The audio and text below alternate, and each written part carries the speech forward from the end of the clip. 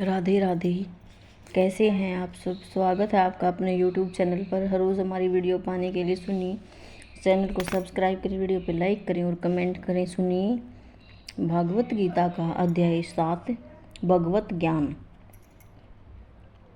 मय्यासक्त मनाः पार्थ योगम युजन मदाश्रय असंशयम समग्रम माम यथा ज्ञास्यसि तच्छृणु।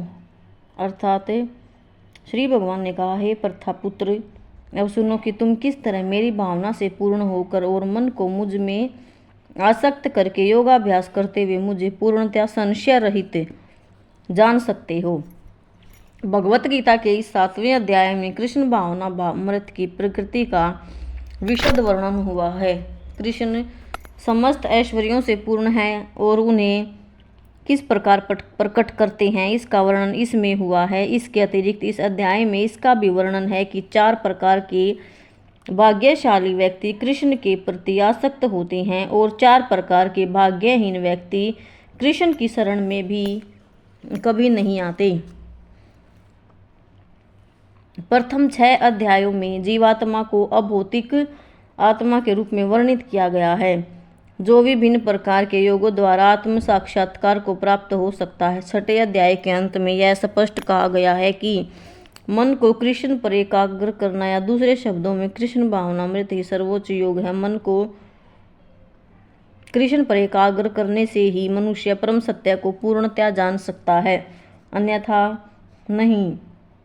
निर्विशेष ब्रह्मा ज्योति अंतर्यामी परमात्मा की अनुभूति परम सत्य का पूर्ण ज्ञान नहीं है, क्योंकि यह आंशिक होती है। कृष्ण की पूर्ण तथा वैज्ञानिक ज्ञान है और कृष्ण भावनामृत में ही मनुष्य को सारी अनुभूति होती है। पूर्ण कृष्ण भावनामृत में मनुष्य जान जाता है कि कृष्ण ही निसंदेह प्रेम परम ज्ञान है। विभिन्न प्रकार के योग तो कृष्ण भावनामृत के मार्ग के सोपान सदृश हैं। जो व्यक्ति कृष्ण भावनामृत ग्रहण करता है वह स्वतः ब्रह्मा ज्योति और परमात्मा के विषय में पूरी तरह जान लेता है। कृष्ण भावनामृत योग का अभ्यास करके मनुष्य कभी वस्तुओं को तथा परम सत्य जीवात्माएं, प्रकृति तथा साज सामग्री समेत उनके प्राकट्य को पूरी तरह जान सकता है। अतः मनुष्य को चाहिए कि 6ठे अध्याय के अंतिम श्लोक के अनुसार योग का अभ्यास करे। परमेश्वर कृष्ण पर ध्यान की एकाग्रता की को नवधा भक्ति के द्वारा संभव बनाया जाता है, जिसमें श्रवणम अग्रणी एवं सबसे महत्वपूर्ण है। अतः भगवान अर्जुन से कहते हैं, तृच्छृणु अर्थात मुझसे सुनो। कृष्ण से बढ़कर कोई प्रमाण नहीं, अतः उनसे सुनने का कोई जिसे सौभाग्य प्राप्त होता है वह पूर्णतया कृष्ण भावना भावित हो जाता है। अतः मनुष्य को या तो साक्षात कृष्ण से या कृष्ण के शुद्ध भक्त से सीखना चाहिए, न कि अपनी शिक्षा का अभिमान करने वाले भगत से। परम सत्य श्री भगवान कृष्ण को जानने की विधि का वर्णन श्रीमद् भागवत के प्रथम स्कंध के 2वें अध्याय से में इस प्रकार हुआ। वैदिक साहित्य से श्री कृष्ण के विषय में सुनना या भगवत गीता से साक्षात उन्हीं से सुनना अपने आप में पुण्यकरण है, और जो प्रत्येक हृदय विवास करने वाले भगवान कृष्ण के विषय में सुनता है उसके लिए वे शुभेच्छु मित्र की भांति कार्य करते हैं, और जो भक्त निरंतर उनका श्रवण करता है उसे वे शुद्ध कर देते हैं। इस प्रकार भक्त अपने सुप्त दिव्य ज्ञान को फिर से पा लेते हैं। जो वह भागवत तथा भक्तों से कृष्ण के विषय में अधिकाधिक सुनता है, त्यों त्यों वह भगवत भक्ति में स्थिर हो जाता है। भक्ति के विकसित होने पर वह रजो और तमो गुणों से मुक्त हो जाता है। इस प्रकार भौतिक काम तथा लोभ कम हो जाते हैं। जब ये कल्मश दूर हो जाते हैं तो भक्त स्थोगुण में स्थिर हो जाता है, भक्ति के द्वारा स्फूर्ति प्राप्त करता है और भगवत तत्व को पूरी तरह जान लेता है। भक्ति योग भक्ति मोह की कठिन ग्रंथि को भेदता है और भक्त को संशय समग्रम अर्थात परम सत्य श्री भगवान को समझने की अवस्था को प्राप्त कराता है। अतः श्री भगवान से या कृष्ण भावना भावित भक्तों के मुखों से सुनकर ही कृष्ण तत्व को जाना जाता है।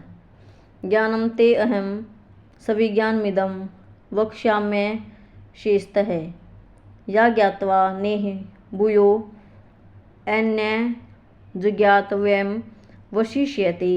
अर्थात अब मैं तुमसे पूर्ण रूप से व्यावहारिक तथा दिव्य ज्ञान कहूँगा। इसे जान लेने पर तुम्हें जानने के लिए और कुछ भी शेष नहीं रहेगा। अर्थात पूर्ण ज्ञान में प्रत्यक्ष जगत, इसके पीछे काम करने वाला आत्मा और इन दोनों के उद्गम सम्मिलित हैं। यह दिव्य ज्ञान और भगवान उपयुक्त ज्ञान पद्धति बताना चाहते हैं, क्योंकि अर्जुन उनका विश्वस्त भक्त और मित्र है।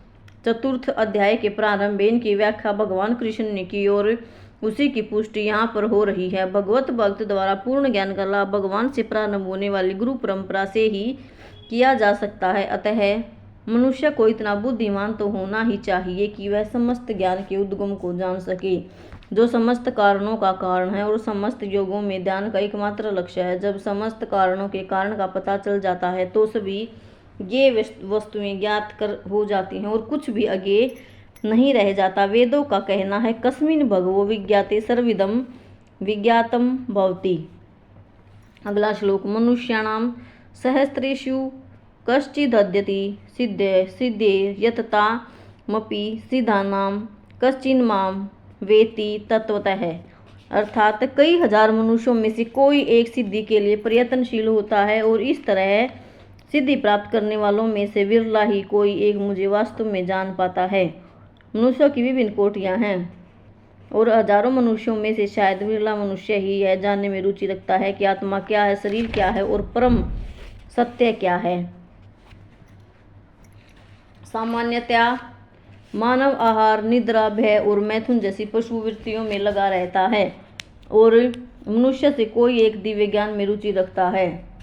मुश्किल से कोई एक दिव्य ज्ञान में रुचि रखता है। गीता के प्रथम 6 अध्याय उन लोगों के लिए हैं जिनकी रुचि दिव्य ज्ञान में, आत्मा, परमात्मा और ज्ञान योग, ध्यान योग द्वारा अनुभूति की क्रिया में तथा पदार्थ के पार्थक्य को जानने में है। किंतु कृष्ण तो केवल उन्हीं व्यक्तियों द्वारा ज्ञेय हैं जो कृष्ण भावना भावित हैं। अन्य योगी निर्विशेष ब्रह्मानुभूति प्राप्त कर सकते हैं, क्योंकि कृष्ण को जानने की अपेक्षा यह सुगम है। कृष्ण परम पुरुष है, किंतु साथ ही वे ब्रह्म और परमात्मा ज्ञान से परे हैं। योगी और ज्ञानी जन कृष्ण को नहीं समझ पाते। यद्यपि महानतम निर्विशेषवादी शंकराचार्य से अपने गीता भाष्य में स्वीकार किया है कि कृष्ण भगवान है, किंतु उनके अनुयायी इसे स्वीकार नहीं करते, क्योंकि भले ही किसी को निर्विशेष ब्रह्मा की दिव्य अनुभूति क्यों न, कृष्ण को जान पाना अत्यंत कठिन है। कृष्ण भगवान समस्त कारणों के कारणादि पुरुष गोविंद हैं। अभक्तों के लिए उन्हें जान पाना अत्यंत कठिन है। यद्यपि अभक्तगण यह घोषित करते हैं कि भक्ति का मार्ग सुगम है, किंतु वे इस पर चलते नहीं। यदि भक्ति मार्ग इतना सुगम है जितना अभक्तगण कहते हैं, तो फिर वे कठिन मार्ग पर क्यों ग्रहण करते हैं? वास्तव में भक्ति मार्ग सुगम नहीं। भक्ति के ज्ञान से ही अनाधिकारी लोगों द्वारा ग्रहण किया जाने वाला तथाकथित भक्ति मार्ग भले ही सुगम हो, किंतु जब विधि विधानों के अनुसार दृढ़ता पूर्वक इसका अभ्यास किया जाता है तो मीमांसक और दार्शनिक इस मार्ग में गुमराह हो जाते हैं। श्रील रूप गोस्वामी अपनी कृति भक्ति रसामृत सिंधु में लिखते हैं, वह भगवत भक्ति जो उपनिषदों, पुराणों और नारद पंचरात्र जैसे प्रमाणिक बौद्धिक ग्रंथों की अवहेलना करती, समाज में व्यर्थ ही यह व्यवस्था फैलाती है। ब्रह्मवेता, निर्विशेषवादी या परमात्मावेता योगी भगवान कृष्ण को यशोदानंदन या पार्थसारथी के रूप में कभी नहीं समझ सकते। कभी कभी बड़े बड़े देवता भी कृष्ण के विषय में भ्रमित हो जाते हैं। मुह्यंती यत् सूर्य है माम तु वेद न कश्चन। भगवान कहते हैं कि कोई भी मुझे उस रूप में तत्वतः नहीं जानता जैसा मैं हूँ, और यदि कोई जानता है स महात्मा सुदुर्लभ है। तो ऐसा परमात्मा विरला होता है। अतः भगवान की भक्ति के किए बिना कोई भगवान को तत्वतः नहीं जान पाता, भले ही वह महान विद्वान या दार्शनिक क्यों न हो। केवल शुद्ध भक्त ही कृष्ण के अचिंत्य गुणों को सब कारणों के कारण रूप में, उनकी सर्वशक्तिमता तथा ऐश्वर्य उनकी संपत्ति, यश, बल, सौंदर्य, ज्ञान और वैराग्य के विषय में कुछ कुछ जान सकता है, क्योंकि कृष्ण अपने भक्तों पर दयालु होते हैं। ब्रह्म साक्षात्कार की वे प्रकाष्ठा हैं, केवल भक्तगण ही उन्हें तत्वतः जान सकते हैं। अतएव भक्ति रसामृत सिंधु में कहा गया है, कुंठित इंद्रियों के द्वारा कृष्ण को तत्वतः नहीं जाना जा सकता, किंतु भक्तों द्वारा की गई अपनी दिव्य सेवा से प्रसन्न होकर वे भक्तों को आत्म तत्व प्रकाशित करते हैं। राधे राधे। जय श्री कृष्ण।